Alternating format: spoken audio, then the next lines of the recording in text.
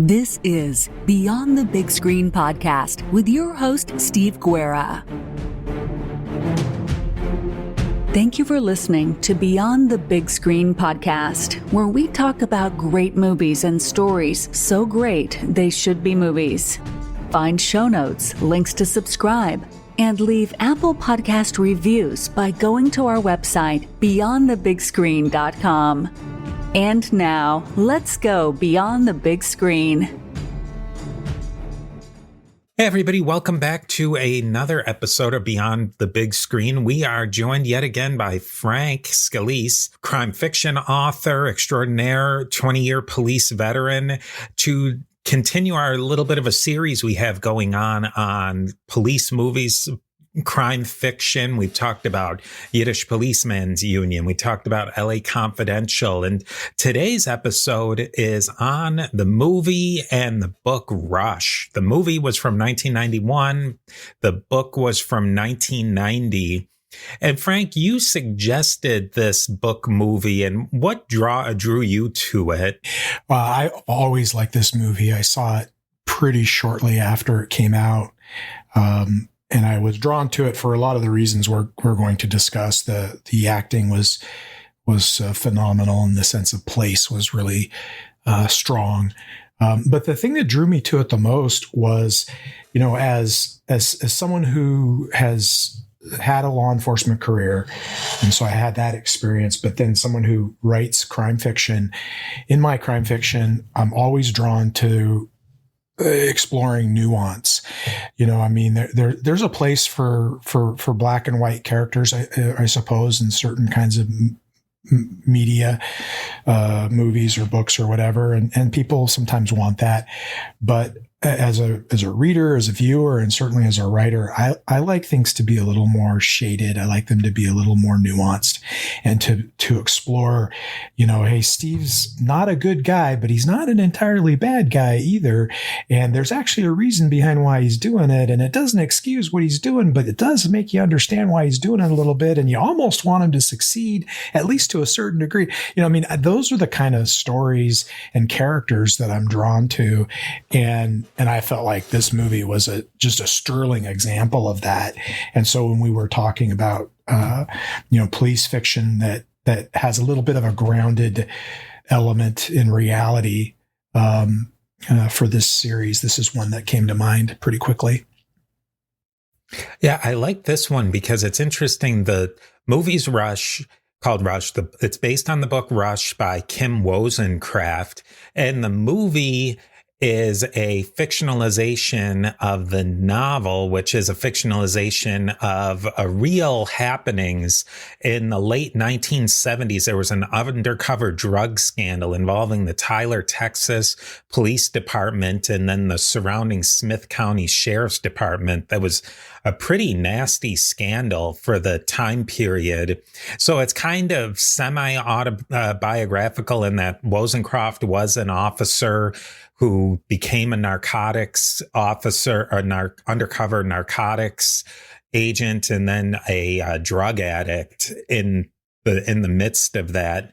And so just to get into the acting in the movie, because I think I hadn't seen this movie, and I'm 1991. It's going on nigh on 35 years old. It was fantastic. The intensity of the movie, it was intense the whole time, and it had you on the edge of your seat. Just amazing acting, amazing cast.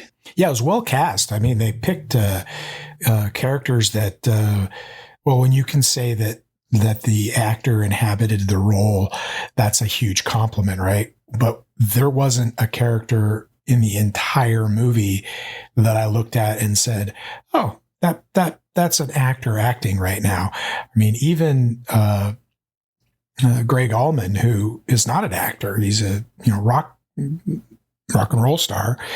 I mean, he inhabited the role of Will Gaines. I totally believed that he was Will Gaines. I didn't think of him as Greg Allman. So I think you're bang on with how well cast it was, and how well those who were cast really just slipped into the skin of the characters they were playing.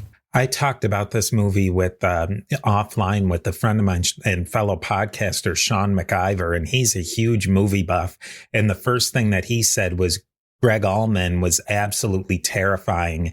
He had what would you say, maybe a paragraph of dialogue in the whole movie, but every shot of him was just menacing. Like there would be something where he was just in the background and he would just be back there menacing, and that haircut of like that real 70s vibe. Like and he was always wearing a leather jacket. He just owned that, just total.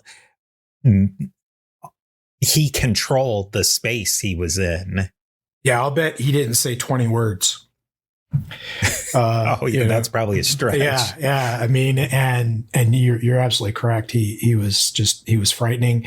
He was, and he really put off that, the untouchable, unattainable target that these two undercover police officers who are trying to work their way towards. He's the grand prize. He's the ultimate win. He's who the chief of police wants them to make a case against. And he's just, he's too smart.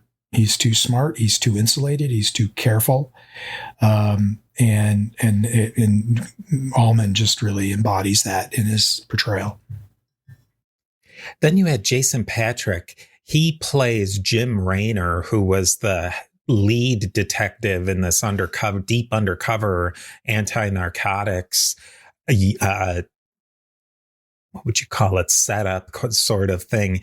And he was incredible. And it was one thing that I noticed. I didn't intend to watch it 2 times, but the movie reset on my player. So it started again from the beginning.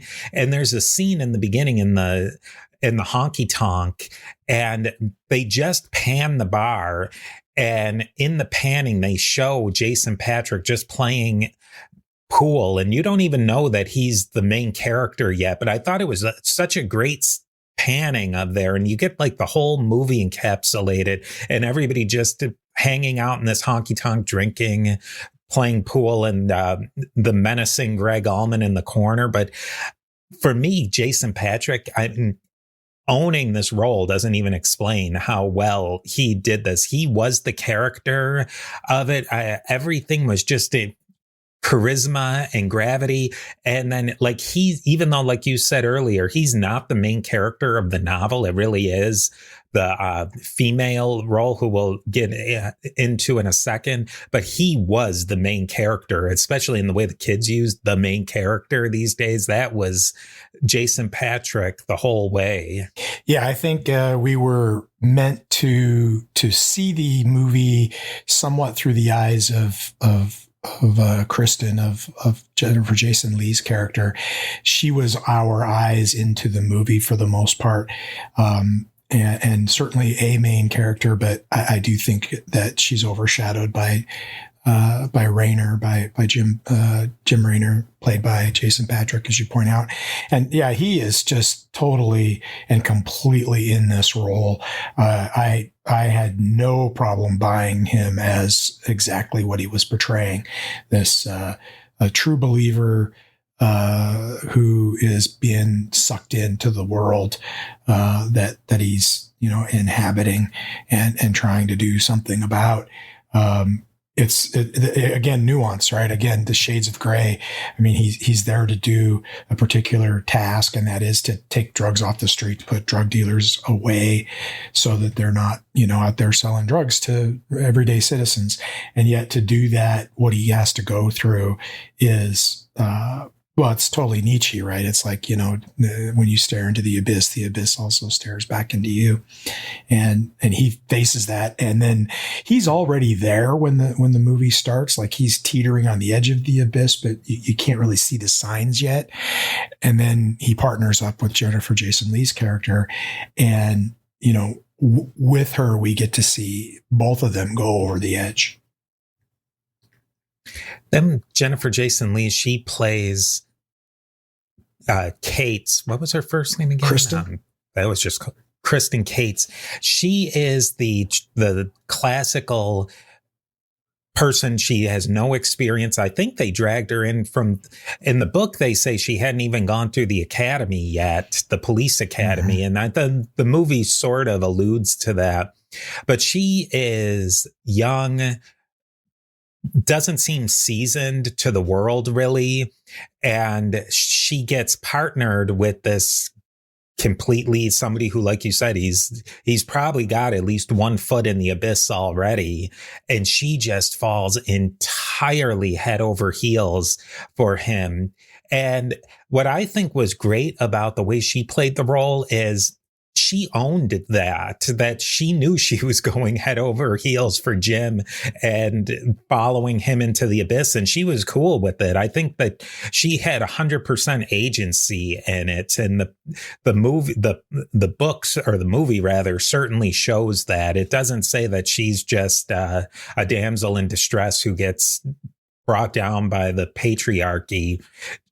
Yeah, maybe there is some patriarchal elements that we'll get to, but she did this of her own free will. Yeah, and I would say that her falling in love with Jim Raynor is really a byproduct of her falling in love with the entire idea of what they're doing.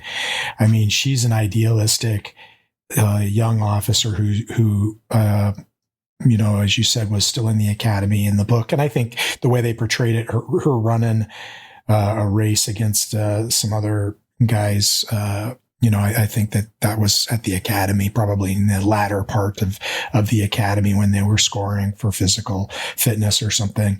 And so she's pretty wet behind the ears when it comes to policing. And all she's had is a very formal, very basic education. And yet, so she's idealistic. And when you're in that position, it's usually the things that you would fantasize about doing, like that you would be excited about doing, is not necessarily getting into a patrol car in uniform and driving around and writing a ticket or going to a disturbance call. Not that you don't want to do those things and not that those things aren't important, but when you're thinking about what's exciting about the job and what you'd like to eventually do, you think about things more along the lines of, I want to be on the SWAT team, or I want to be a homicide detective, or I want to be an undercover drug detective.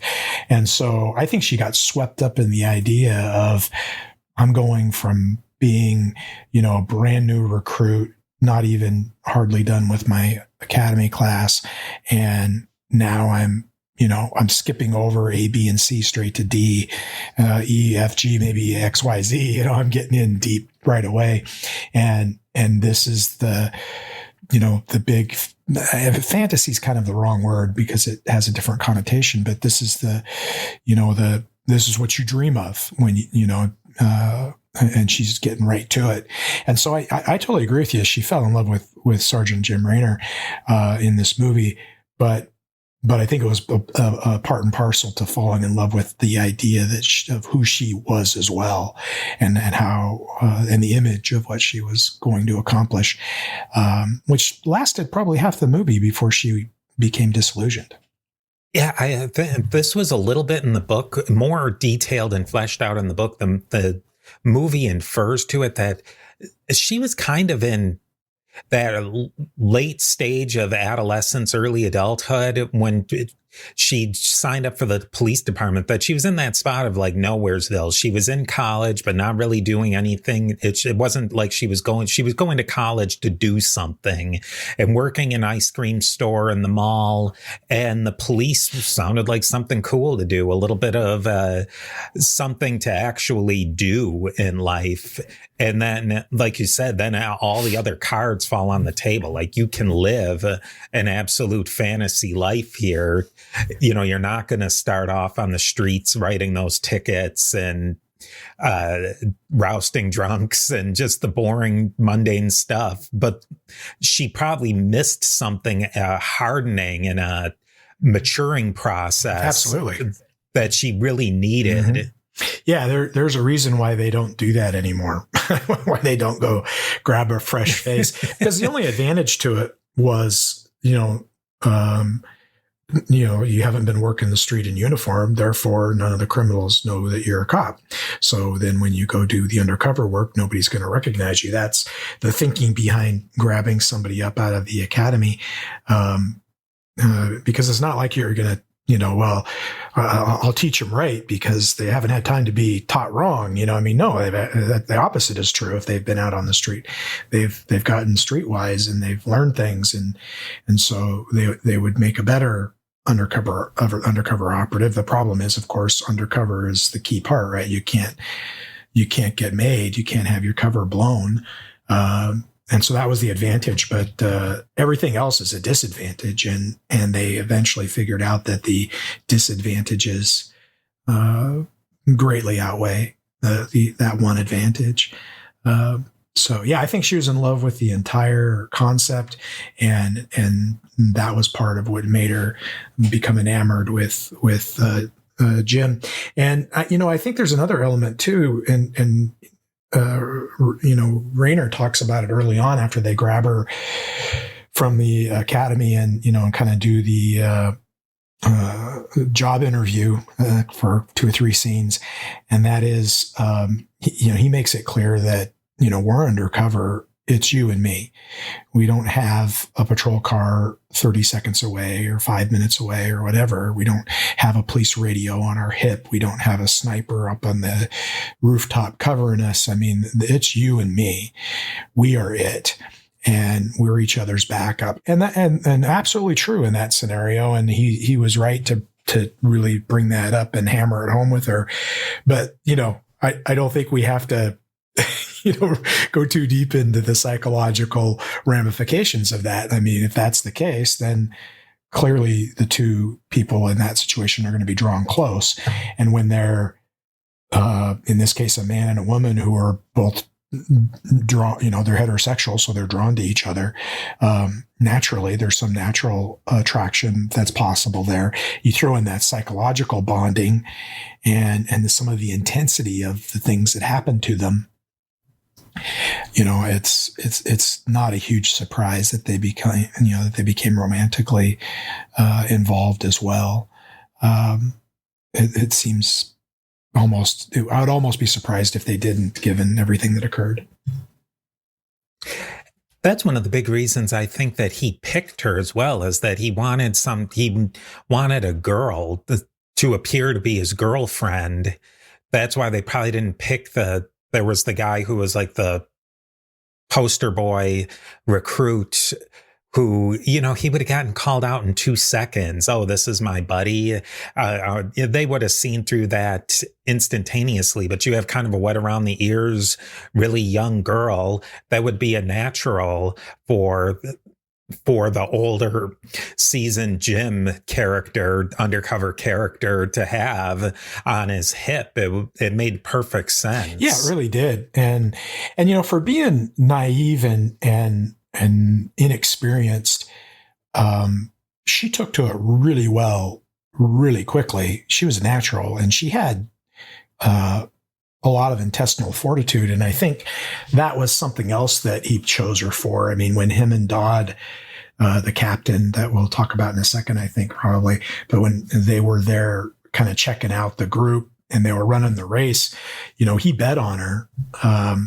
And I think he saw something in how she carried herself that he thought was important.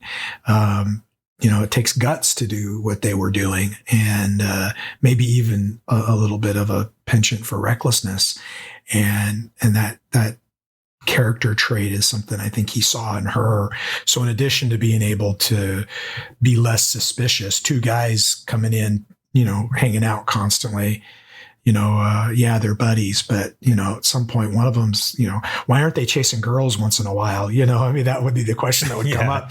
But, a guy and a girl come in there and they're together it doesn't raise an eyebrow. Couples go to bars all the time. So I think you're onto something there. Then you have Sam Elliott, who he plays the grizzled police captain who's running the operation, he nails it. I think you said that he played it extremely well, and he set the gold standard for the role. I can't disagree with that. The mustache was a little tame, which gave it maybe a little more gravitas towards being and more realism. But I think that he was he came in at the perfect times to make the story go along in the way that it needed to. Yeah, I mean, Sam Elliott's a fabulous actor. He's been in so many things, and you know, he plays a little bit of a cowboy here, even though he's a police captain. And yeah, the mustache is curtailed a little bit. It's not in full gunslinger mode. But yeah, I mean, he plays the roles perfectly, and he's 100% believable as well. And the way the story is told, you know, he was a detective who did what Jim and Kristen are doing. And so he understands what they're going through. And so while he is in a different role right now, and he has to be concerned about different things than necessarily what they're concerned about, that doesn't mean he doesn't understand what they're going through and can't, you know, help them. Later on in the movie, you know, Jim expresses some distrust of him, you know, in one scene, which is fair. But I think that Sam Elliott comes across really well as hey, I'm a police captain and I got a job to do, and it's got to be above board in the public or whatever. But I also understand what you're doing. So, you know, I know where you're at. And so, I thought he was great. And I think he's the model for every, you know, grizzled, you know, sergeant, captain, you know, boss, whatever, who's running a detective or an operation that's not actually in the operation. I mean, I don't think you'll find a better example of someone who's played it better. Steve here with a quick word from our sponsors. And then the last one I think we should talk about, the last character, is Max Perlich. That's how Perlich. He was in like every movie. When I look, he looked so familiar. And then I looked up his IMDb, and he was in so many movies, but I would never put that name to the face. And he's the confidential informant for Rayner and Cates. And he's another person. He's just completely over his head, but he gets dragged into the gravity, the orbit of Rayner and Cates. And he's the one who has the drug connections. He's just a regular guy. He works, I think he builds houses or something. Construction. But he's in this sort of, he's in this scummy drug connection. Like, I'm sure people have known people like this who they just happen to be in those circles. And I think he did this, even though he's under Rayner and Cates, he really shines. And I think, again, he did this role in a gold standard fashion. And, you know, talk about nuance and talk about, you know, not being black and white. Here's a guy who he takes drugs, he sells drugs, he facilitates the flow of drugs. He steals cars all the time. You know, in Spokane, we used to call them meth taxis, when people would steal cars just to get from one place to the other. And that's what he's doing. This is back in the, you know, early 70s. And yet, you know, because of the way the guy plays it and the way he's written, he's a likable character for a good portion of the movie. And he becomes a sympathetic character, like, especially when we get to the end of the movie. I mean, my wife watched part of the movie with me, and I won't get to the spoiler of it just yet. We'll talk about it later. But when we got to near the end of the movie, that was the only time that she had where she's like, you know, about what happens. And to that character in particular, his fate. You know, this is a guy, like I said, who's stealing cars, dealing drugs, you know, all this kind of stuff. And yet this actor is able to make him sympathetic and likable for the majority of the run of the movie. So, great job on Max's part. I think everybody must know this sort of person. And I'm sure you must have run into them in your career where it's just a person who's not necessarily a bad person. And they might even have some really good qualities. They just are not capable of making a good choice. Yeah, I knew a number of people who I would, chase in a car, chase on foot, have to fight with occasionally, arrest on warrants, arrest for possession or for assault or whatever. And yet there would be other times, we would call them, a lot of places use the term frequent flyer, for somebody that's a, habitual criminal or a career criminal, somebody that you come in contact with frequently. But then there'd be other times where I'd show up at, say, another call or a party call or at an apartment or something, apartment complex where, they're at the apartment next door to whatever I'm getting called for, just sitting out there having a cigarette on the porch or whatever, not doing anything. And so you encounter them in that scenario, and they're personable, they're funny, they're not snarky. They're just a decent person. And so you have this completely different exchange. And it's kind of weird if you think about it, because you're having this nice conversation with somebody. Maybe, they're talk about a movie or an event that has sporting event or something, and you're just a couple of guys, couple of people chatting, while one of them's working and one of them's hanging out, and then, 2 days later, you might be driving 65 miles an hour down a back road with your lights on, chasing them in a stolen car, and then, after you arrest them and take them to jail, while you're standing in jail waiting to book them, it might be the same thing as it was when they were sitting on the porch there. Everything's chill. It's just a weird thing for these relationships that can sometimes happen.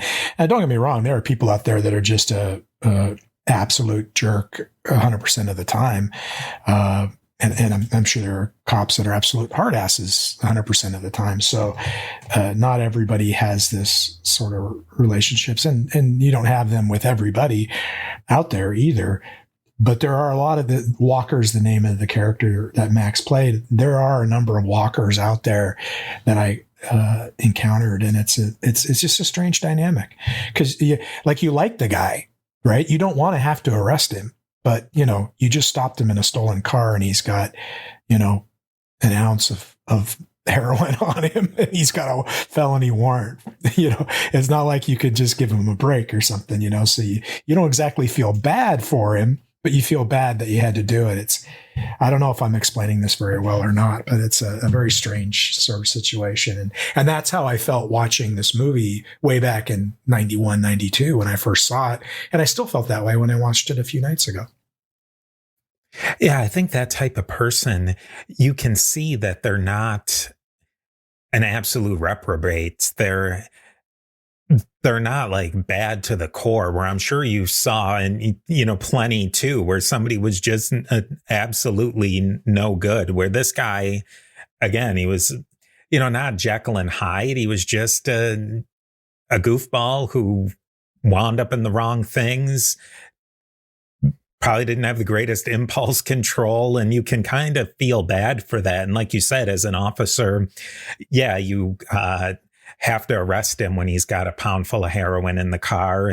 But maybe you cuff him in the back of the head. What were you thinking, Walker? You're not going to play the hard guy with him. Where like you said, I'm sure there probably were people who were very black and white. But I think with someone like him, there's a whole lot of gray in there. See, in the movie, Jennifer Jason Leigh's character, Kristen, she likes Walker. Legitimately likes him and tries to help him on a couple of occasions. And I think Rayner, I don't know how much he likes him. It's not as apparent, but Kristen, there's three different scenes I can think of off the top of my head where it's apparent that she has affection for him, and not of the romantic kind, but just of the, very basic human affection. And so, yeah, the guy plays the role just so well. And that is a kind of criminal, I mean, his values are what they are. He grew up in a culture where, you get a job and you work all day, and then you take some of that money and you buy booze and dope and have a good time on the weekend. And that's life. That's what life is. And that's how he grew up. And that's what everybody else around him was doing. And so he's not evil. He's not even maybe bad. He's just making bad decisions based on the culture that he's a part of. And he's probably not even thinking very hard about it. And so it's kind of hard to condemn that person past a certain point. But, at the same time, he's stealing cars and selling drugs. So, I mean, there is that. Yeah. I mean, there are other characters that are a little more scary. I mean, they buy heroin from a guy that puts a gun on them and makes them both shoot up to prove they're not cops. That guy's pretty scary. There's a guy selling pills, the blue ringers, that guy in the overalls that,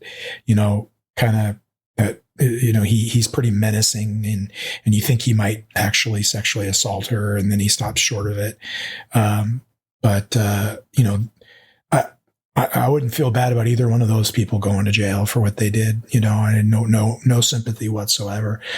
But Walker, hey, it's not a bad guy. He's just making bad choices.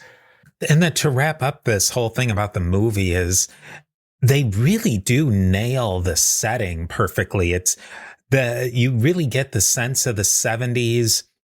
One thing that I thought was interesting about the movie is it really combined the three settings: the actual setting of Tyler, Texas, which is more like what you would think of as like traditional Texas. It's sort of on, and I think that they kind of nailed that.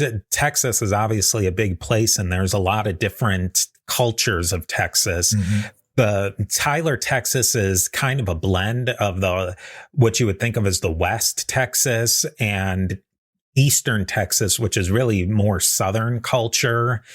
I think the book takes place in Pasadena, which that's an interesting, and I would have been interested to see that setting played out. Pasadena at that time was like a first ring suburb of Houston. Now it's like completely built up Houston, where there it was just starting to grow, and it would have had that combination of the old ways and then this new suburbs and shopping malls and that sort of thing. And I thought that the movie blended those kind of settings together very well, where you get the sort of backwoods of it, but it is that this is clearly a place that's growing beyond just the yokels and their yokel-y type crime. And then the music was incredible. The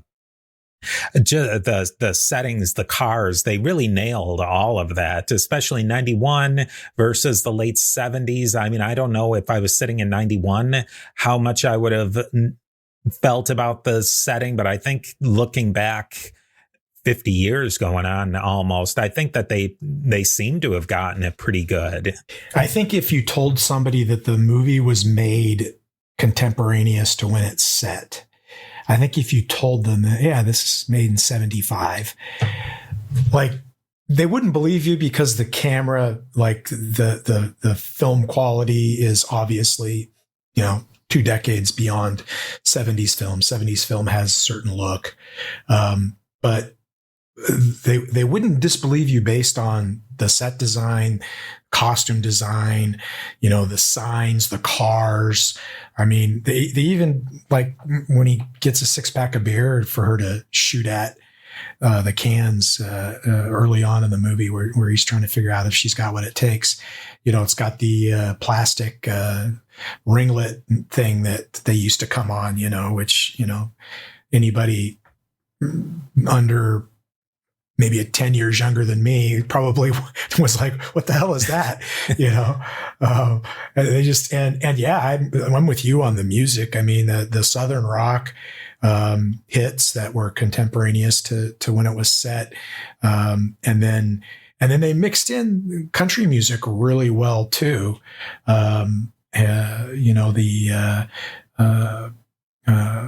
Just what is it? Just I'll be there before the next teardrop falls. That song and a couple other ones that were just really used very well. which, music can really put you in the moment. And when you're already visually there because of the costumes and the set design, it really completes the entire image, the entire process. I thought it was great. I mean, again, the film quality made it very clear it was a 90s movie, not a 70s movie, but that's the only thing that tips you off that it wasn't made in the 70s. One thing that I noticed, and I wonder if you noticed it too, the product placement, they did a lot. It was really well done product placement. Like when he set out the beers, when they were shooting at them, they were Lone Star beer. And like the can was just set perfectly so that you would see it. And then I think that Coke, they were constantly drinking Coke and the bottles were just like perfectly placed. And then he was always drinking Wild Turkey whiskey and like the bottle would always be just off center to him. They did that very well. I wonder if if that was purposeful for setting the tone of the time and place, or if it was legitimately product placement, because that was 91. That's when product placement started to really pick up, didn't it? I mean, started to become a thing. That's what I was thinking. Yeah. I did not notice that from the product placement standpoint. I kind of noticed it in the big picture way that they were, as part of the set design and the costume design, it definitely stood out. And then let's get into some of the issues of the background of the story. I think the clear big issue and the issue that will tie us back into the previous episodes that we've done on this was just the inherent realities of deep undercover police work and how corruption, I think, in what they're doing is almost boiled into deep cover. Well, it certainly was in this film. I mean, the very beginning, when he's prepping Kristen to before they even go out in public together, and he has her roll a marijuana cigarette. She's rolling a joint, and then he has her smoke it, and she kind of fakes it, and he tells her, "You do that on the street and we're screwed," and she's like, "Well, it's called simulation." And he says, "Simulation is a word for the courtroom." And so he really very quickly makes it clear that we tell a version of the truth when we go to court in order to secure, a conviction. We're going to tell a version of the truth in order to serve the greater truth. I think that's how they justify it. But, clearly it's a form of corruption, right? I mean, and it's a really interesting topic, Steve, because what does the public want? Like, they want their police officers to be above board and to be noble and to be truthful and to be not superheroes, but certainly unassailable. One of the things they tell you early on in your career is that you need to lead a life that is not that's unimpeachable. That's how you're held to a higher standard if you go into this profession. And it's actually a bit of an anchor to carry around, because, in your personal life, if you get into a dispute, you have to proceed knowing that you're being held to a higher standard. You don't get to say, well, I'm off duty, I can pop this guy in the mouth for being a jerk to me. Or, I remember, to give you a kind of a dumb example, but it'll work.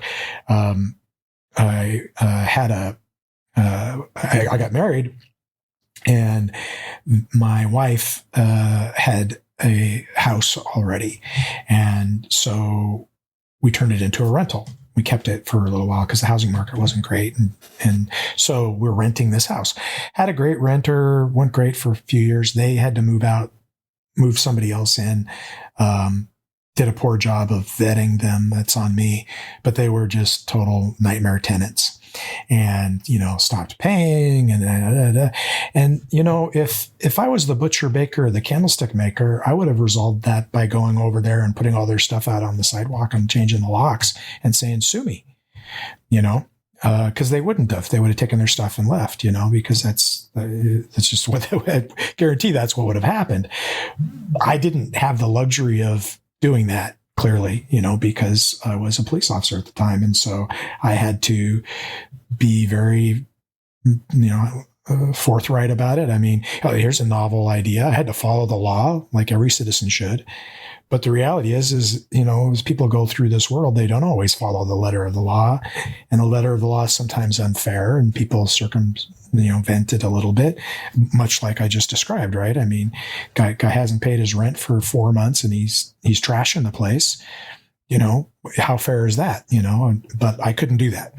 And so that's what we expect from our police officers. At the same time, we want them to be effective.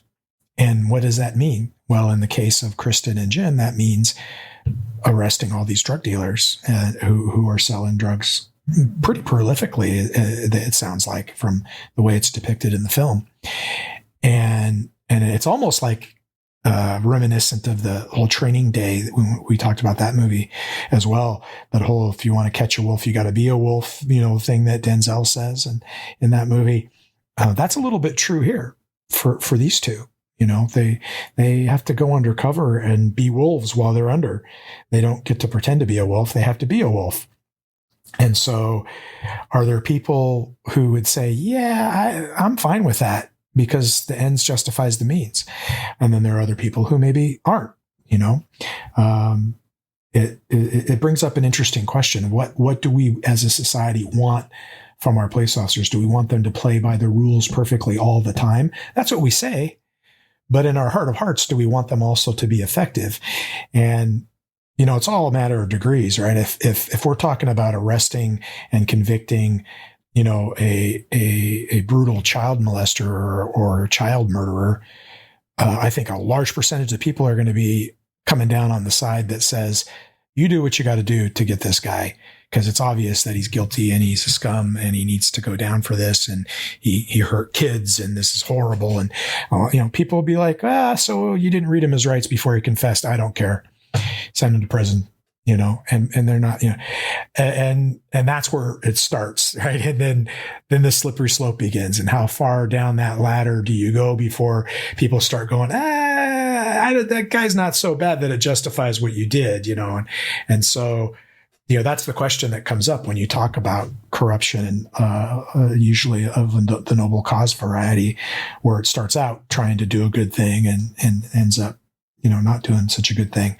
And that's what happens in this movie, right? They start wanting to clean up the streets, and that's their noble cause. And they have the full weight of the chief behind them and the support of their captain, and they're doing a good job of it. But in order to accomplish that, they're having to break the rules and lie about it. And, and then lie about lying. I mean, that gets pretty dark pretty fast. And I'm not saying that didn't happen in the 1970s. I'm sure it did. It very clearly, something along those lines happened in Kim Wozencroft's experience, because she loosely based the book that this film was based on her experiences. We're a long way from that today. But the question still persists. Like, what do we want from our police officers, and what's acceptable? And so you don't have that background, so I'd be curious to hear your thoughts on it. Steve here with a quick word from our sponsors. I think that the movie really explores this well, and there are a lot of other movies have done it, but in particular this one, where you have this greater good discussion. The chief has a real thing out for Greg Allman's character, and Greg Allman's sort of the nexus of all this drug and prostitution and all sorts of other things. And everything is to take this guy down, and you start like plunking, and maybe an analogy might be like a meter. You're filling your greater good meter, and then the bad things you have to do it. And it's like, at what point has the negative things that you've done overwhelm the good of taking this guy out? And maybe there's no bad that you can do to take out this one guy, but you look at how many lives got destroyed along the way, and careers got destroyed. And then they don't wind up getting the guy to blow up the ending. They don't get him in the end anyways. Yeah. I mean, So a couple of things I wanted to touch on that you brought up. If you remember in the beginning of the movie, Sam Elliott's character, Captain Dodd, is telling jailer for Jason Lee's character, Kristen, you don't have to do this. And she's like, no, I want to. And he's like, well, why? She goes, well, I want to make a difference, And he says to her, I'll tell you it'll be different when this is all done. You. And he's right.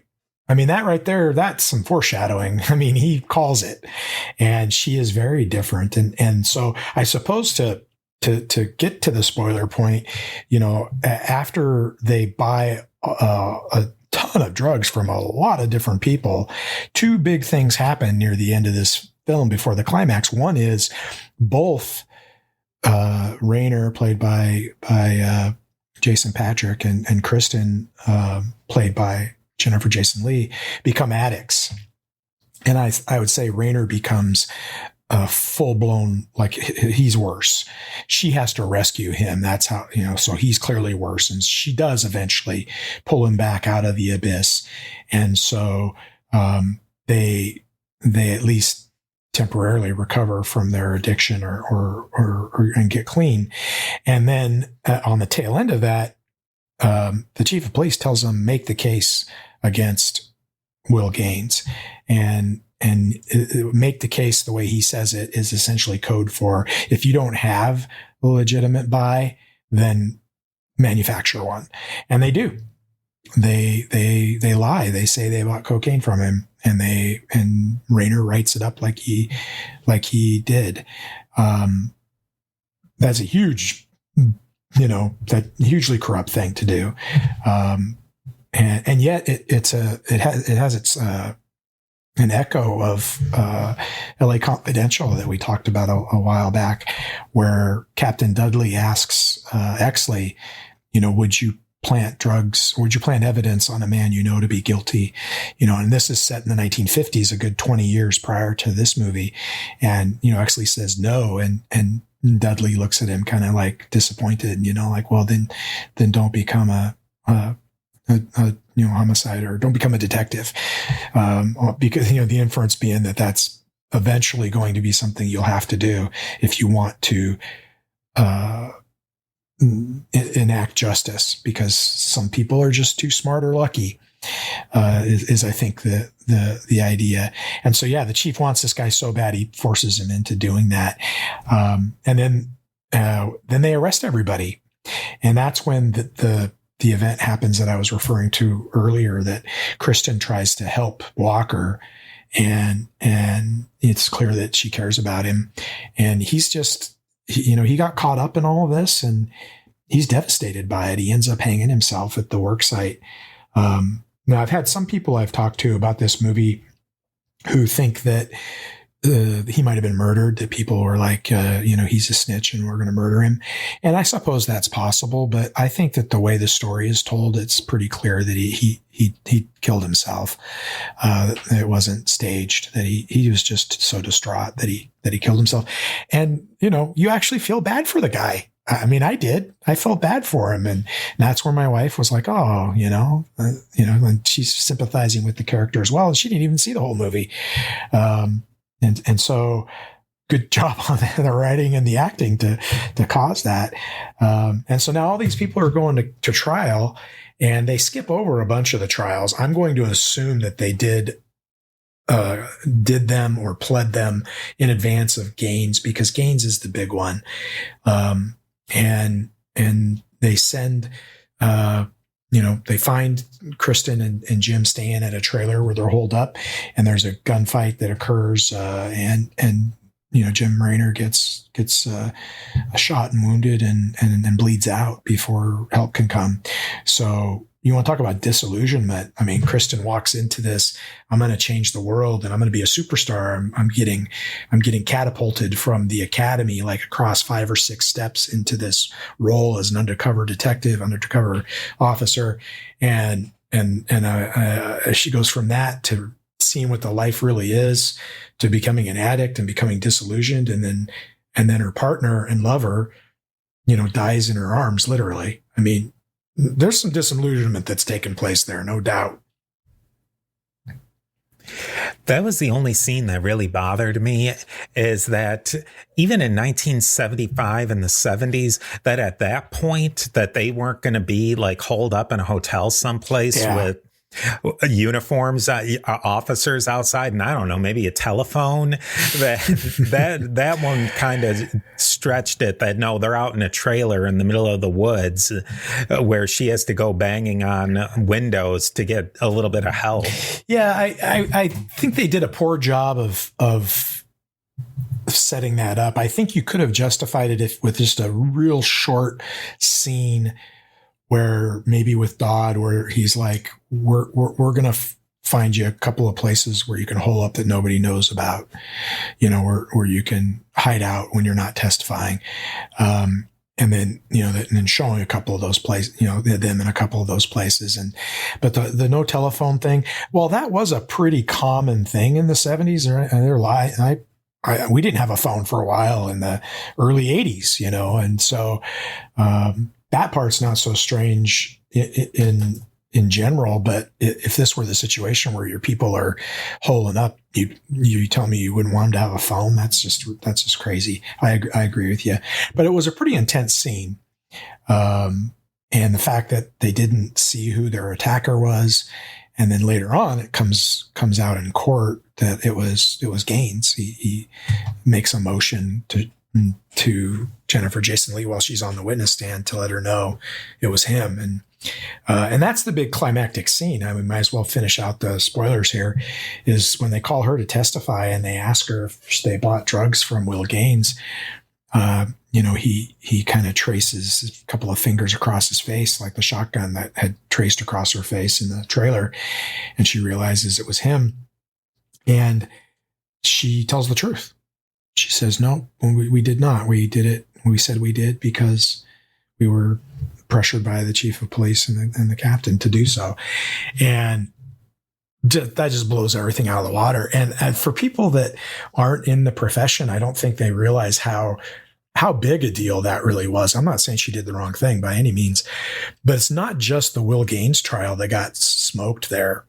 Like, every conviction from that entire operation is going to get tossed, every single one of them, because they've completely impugned themselves. They've completely made themselves unreliable, and so any defense attorney worth even the slightest damn is going to be able to appeal any of the convictions that took place and say, this is a person who committed perjury, and lied on an official report, and he can't defend himself. He's dead, and she's confessed to it. So that's pretty much 2 for 2 as far as the defense attorney is going to be concerned. So essentially everything they went through and every arrest that they made and every conviction that came out of it is just trashed as a result of this. Again, I'm not saying she was wrong for telling the truth. I'm not suborning perjury here. I'm not saying that was a good way to do things. I'm saying that from an impact standpoint, I almost wish that they had found a way to let the casual viewer know that that was the case. I mean, you can kind of see it in Sam Elliott's face, but that's just so lowball for how bad it is. It would have been nice to have a transitional scene between that and the final scene of the movie, where and it would have been nice if it was between the two of them, because they had some interesting interactions where, that is explained and that's understood, because it changes the complexion of things. I mean, it almost turns it into a noir movie if you think about it. I mean, they spend 138 minutes of the movie trying, getting dirty to accomplish a greater goal. And they got so dirty to accomplish that goal that they had to come clean, and that completely washes away the goal that they, is that not noir? I mean, that's totally noir. Yeah. I would have liked to have seen that. Steve here again with a quick word from our sponsors. That ties into you can look up in the Texas State Archives. There's an interview with the actual police chief of Tyler, Texas, and it's a pretty self-serving interview. And the guy never really gives any any apologies or anything of how poorly this was run, but he says that in the aftermath of what she did, just hundreds of cases got thrown out. And for years afterwards, it was a total nightmare of trying to convict anybody of anything because there was this dark cloud hanging over the department. So I think that when you start to get into that road, that's why you almost can't just plant evidence or lie, or of course because not. Once it does come out, you can get the arrest, but then if it ever comes out, it's like a nuclear bomb dropped. And that's a really good analogy, actually, because it's not just the initial blast, like the Will Gaines case, right? It's the radioactive fallout that you described from that interview, and that's one of the things that's frustrating for officers even today, is that all it takes is for one cop to do something stupid or even to act with malice, which is far more rare than people think, but certainly to do something stupid or to make a mistake anywhere in the country. And it's on video or whatever. And all the other hundreds of thousands of cops who would never do that and never made that mistake certainly would not act with malice like that. The fallout from that one act, it affects them. It could happen in Florida, and we feel it in Washington State. It could happen in California, and people in Maine are dealing with it. I came on in 93, and for the first few years of my career, not anytime, but frequently dealing with suspects, they throw up their hands and, don't Rodney King me, don't Rodney King me. And, that was in Los Angeles 2 years before I ever came on the job, or more than that. And yet, the fallout from that event, affected me 2 states away and years later. And that's even more true now. And so what, in this quasi-fictional event where Kristen comes clean, the fallout from that is huge. But I would say people have to be careful not to think about it in terms of, well, she decided, she made a decision, and that's what caused this fallout. Them putting her in the position to have done those things, or to have condoned those things, or to have done a wink and a nudge to allow it to happen, or look the other way, that's what caused the problem. It wasn't that she finally decided to tell the truth that caused the problem, even though that's what appears to be the catalyst. It's not that at all. And you talk about real life a little bit. I did a little research on the author, and she actually went to prison as a result of what happened in that case. She did like 18 months.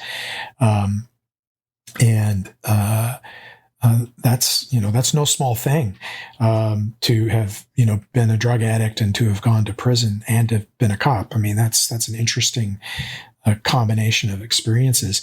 But as a result of that, she's kind of, become a little bit of an activist for a change in drug laws. And that's an interesting conversation that maybe we'll have some other time, maybe on organized crime, and punishment or something. But, certainly there has been a move towards decriminalization, of drugs. And she's very much in favor of that.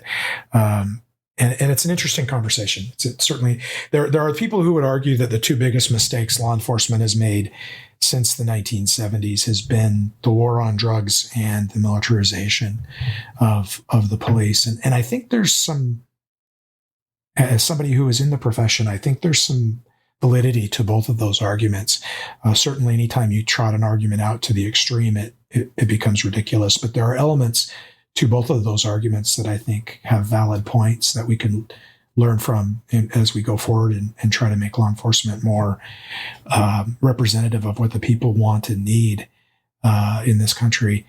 And if you look at, marijuana laws, I mean, I don't know what the status is in Texas, but it's been legal here in Oregon for years now. And it hasn't the stoner apocalypse hasn't happened. I mean, it's and I'm not talking about heroin and methamphetamine and cocaine here. I mean, that's maybe a different ball of wax, but certainly that's what I mean when I say there's something to considering maybe a change in our approach, because the approach that we see in this movie clearly doesn't work and didn't work. And it just became almost a Greek tragedy. While I said this is a noir film, but you could also kind of call it it's very Greek in its tragic nature. From what I had read too, that the author Wozencraft was really trying to frame it in the war on drugs. It was a little slightly before the Reagan war on drugs, but previous presidents like Nixon had really started this idea of a militarization, and we're going to interdict drugs and we're going to treat it like a war. We're going to take out captains and generals of these people. And I've argued a lot of it. The drugs is a demand issue. As long as there's a demand, there's always going to be suppliers of it. And we see that if Will Gaines had been taken out, the demand was still there. That demand didn't suddenly disappear. So maybe there'd be a low point for a while, but somebody else is going to fill that out. And if we're going to continuously, I'll get off my high horse in a second, but if we're going to continuously talk about solving this drug issue, we can't ignore demand. Yeah. I mean, the problem with, focusing on demand is people would argue that you are then victimizing the victims to a degree. And there's some validity to that argument as well. But, you're talking about human nature and that's why I was in favor of the legalization of marijuana. I'm in favor of the legalization of prostitution, not because I want a brothel on every corner, or whatever. But I think, like you said, where there's a human demand for something, a law prohibiting it creates crime. It criminalizes it. And so there are things obviously that we are never going to decriminalize. I don't think we're going to make murder legal. There are things we should never consider making legal. And yet there are some things that maybe we should talk about a different approach. And I believe that that's something that the author, Kim Wozencraft, has embraced as she's continued. I mean, she's written another half dozen books or so from a variety of different topics, but they all kind of are in the same broad genre. And certainly there's some reform elements to her writings. But, the other thing I wanted to point out about this movie is it's kind of got a gutsy ending. I mean, we think about it ending with the court scene with Kristen Cates, who's no longer on the job, telling the truth, but they don't show her going to prison, which she eventually did, at least the author did. It ends with her, presumably her, getting revenge for the death of Jim by killing Will Gaines. And it literally ends with a shotgun going off from the back seat of his Mercedes, and then it goes to black. That's a pretty gutsy ending for a mainstream movie, don't you think? Oh, yeah, absolutely. And I think it was the perfect ending. It wasn't the ending that I expected. I think it could have ended at the court scene. And then there's a lot of things that people can leave comments in their thoughts in here. I think that it tied things up in a nice, neat bow at the end. We get our comeuppance against Will Gaines, this guy who's just been hulking and menacing over this movie the whole time without really saying a word. And he's causes the fall of everyone.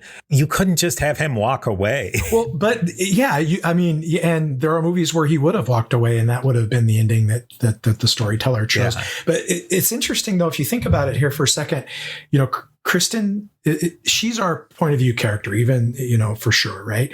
So idealistic young police officer looking for a challenge, gets brought into this undercover work, becomes an addict, becomes disillusioned, She doesn't want to do some of the things that they end up doing, but she does. And then at the end, she comes clean, right? But then she gets in the back of that car and commits a murder for revenge. And so it's an interesting story. I mean, it's an interesting character arc where, the real clean character arc is, do-gooder gets, who's naive, becomes exposed to reality, becomes cynical, and then finds a way back to the ideals that they used to have, just no longer in a naive way. That's kind of an arc that you see in a lot of movies. And that's the arc all the way up to the courtroom scene. And then that very last scene, now she's, shotgunning this guy in the head from the back of the car. So, not as clean of an arc as you would probably teach it in an MFA class. Yeah, that's not a natural progression that somebody they go through life and then, I'm going to go lay in wait and ambush and then shotgun somebody. That's definitely not natural. I mean, I'm sure even in your job where you carry a gun, a lot of cops go through their whole career and they never pull their gun out of their holster in anger. Well, okay. I mean, anger, I guess. I mean, you pull your gun out of your holster a lot, but most cops never fire their gun anywhere other than the firing, than the shooting range. And you've gone one step beyond what most people would ever do of pointing a gun in an unsafe direction, where she really never did that at all. And then she's laying in the back of her car, shotgunning the guy. Yeah, she did when they came to the trailer, she fired at the window. Yeah. But that would have been the first time, I think.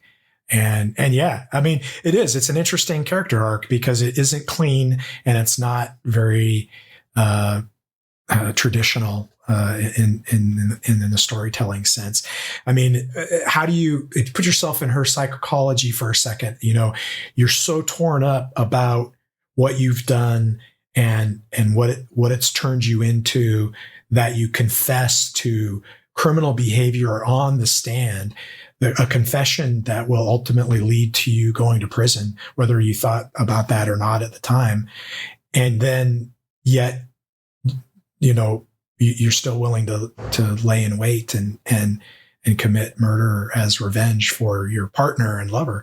I mean, obviously, I'd have to go do the research to be 100% sure, but this is clearly Hollywood, not what really occurred. And I'd be curious to know at what point, like, was that in the original script? Was that something that they came up with later? Because I would have been just as happy with this movie if it would have ended with her getting handcuffed, that still would have been a great noir film, and it would have been an interesting character arc. But this was kind of a left turn at the end there. It's like pretty. I liked it. Don't get me wrong. I liked it like you. It was a good surprise, but not very typical and pretty gutsy. Pretty gutsy move.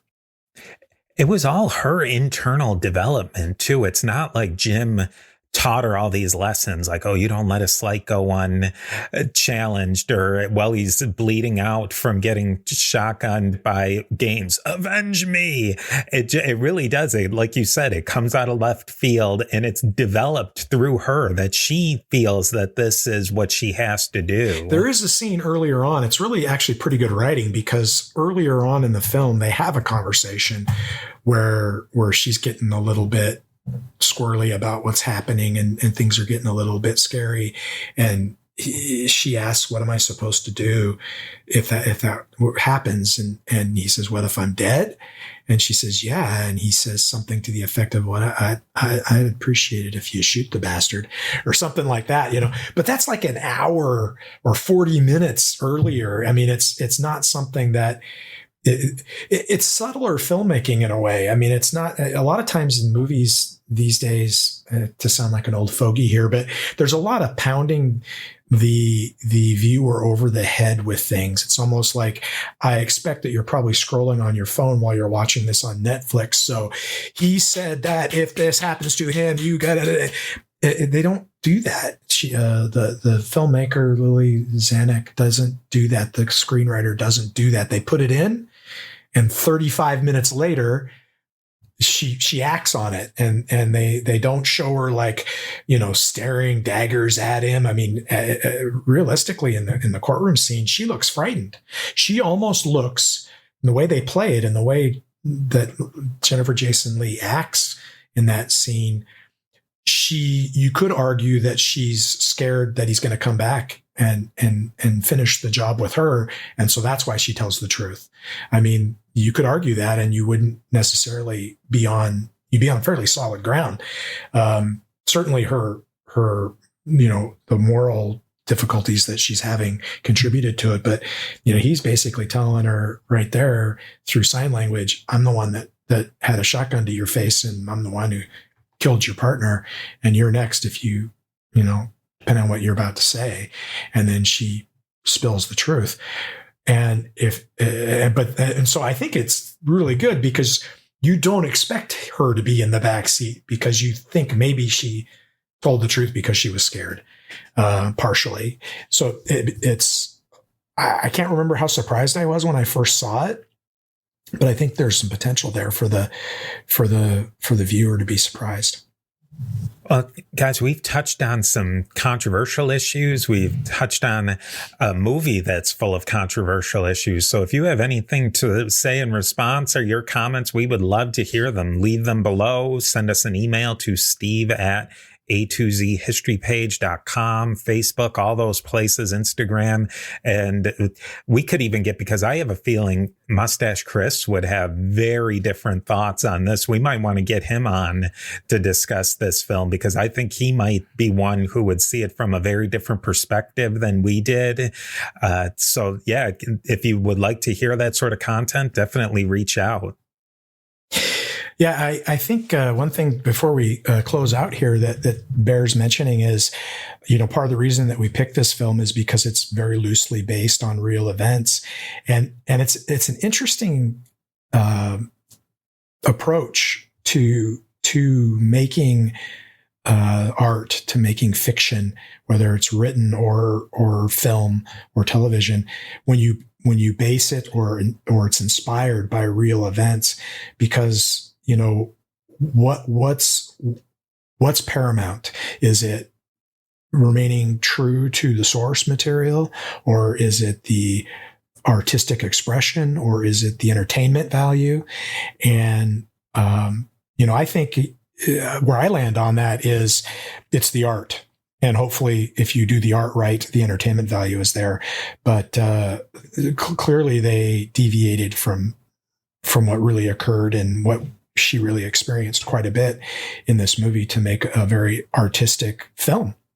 But it's dangerous because, if it says inspired by true events or based on a real story, or, the viewing public sometimes they don't differentiate between that and a docudrama and a documentary. It all lands the same for them. And so there's a danger there. I think you have to be careful. That's why in my own work, I've always, been very careful to very, very, very seldom base anything on a real event. And even if it is inspired by a real event, I make sure it deviates so far from it that probably even the people that experienced it wouldn't recognize it, just for that reason.